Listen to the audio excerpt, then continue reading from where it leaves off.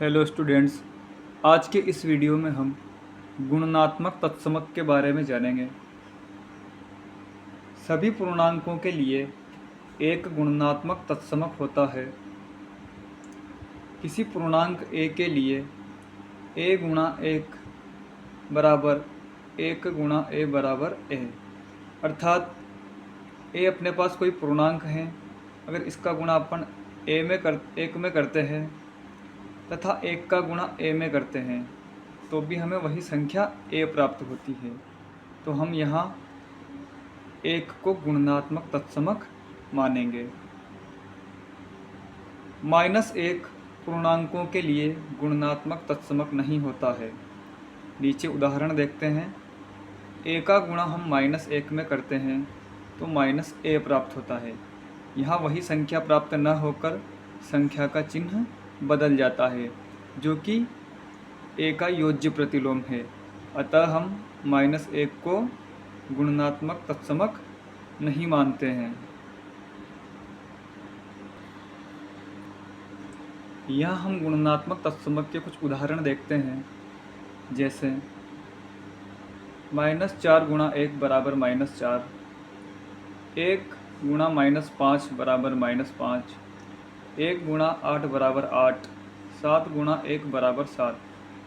अर्थात किसी पूर्णांक में 1 का गुणा करने पर वापस हमें वही पूर्णांक प्राप्त हो रहा है। यहाँ -1 वाला उदाहरण देखते हैं। -1 गुणनात्मक तत्समक नहीं होता है। -3 गुणा -1 बराबर 3, -1 गुणा 4 बराबर -4।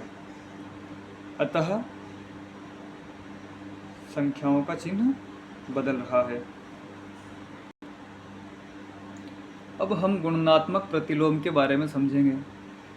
यदि दो संख्याओं का गुणनफल 1 हो तो दोनों संख्याएं एक दूसरे का गुणनात्मक प्रतिलोम कहलाती है। गुणनात्मक प्रतिलोम को व्युत्क्रम भी कहा जाता है।